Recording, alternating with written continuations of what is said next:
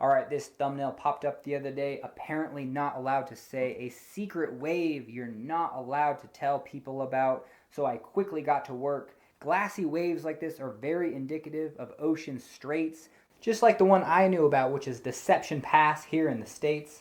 Deception Pass is created by the Strait of Juan de Fuca, basically bringing all this ocean water, crashing it into mainland, and crashing it right through a narrow gap of Deception Pass.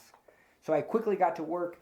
This YouTuber is European, but he also in the description says he's kayaking in Scotland. At the end of the video, we see a bridge, so this one's going to be really easy. Google Scotland bridges. It's the Connell Bridge.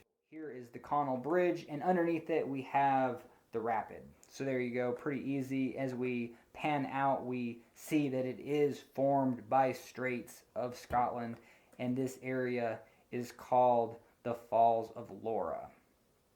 All right, next up, this one is going to be in Montucky. We have Jamie O'Brien, verified professional surfer. His thumbnail, did we just surf the best river wave ever? Top secret. Love the comments. People get riled up. They're like, hey, you can't keep a secret. This is a public river. So this was pretty easy to find. I recognize that a very popular wave on the Yellowstone is Springdale. And it is also formed by a smaller diversion. So I figure this was just downstream, probably closer to Miles City. And it turns out that it's smack halfway between Billings and Miles City. It's where the Bighorn River flows into the Yellowstone, 1 mile below the confluence. We have, near the town of Bighorn and Custer. And here we go. This wave is called Rancher's Wave. I wanted to pull it up on Montana Cadastral. Always a good tool. See what land is public and what is private. Wanted to see the island that the pros were kind of camped out on for the day.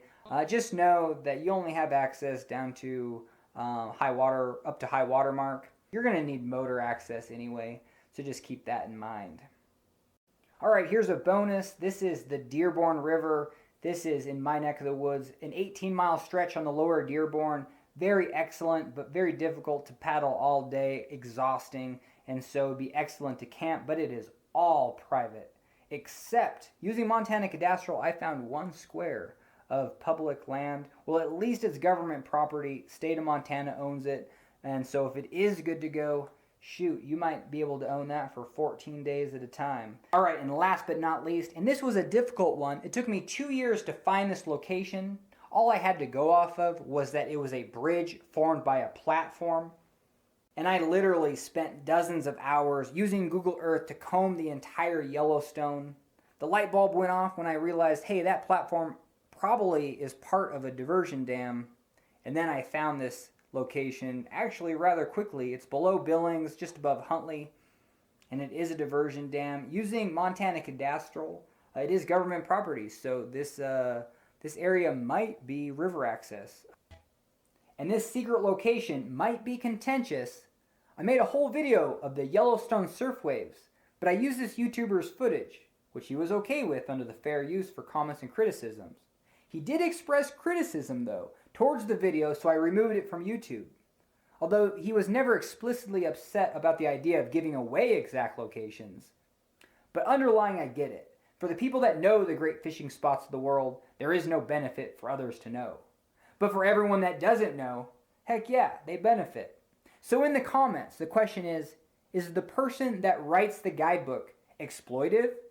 Or is there an appreciation of passed down knowledge? Or both? But I will be snarky and say that if you post a location on YouTube, I'll be the first to Sherlock Holmes that.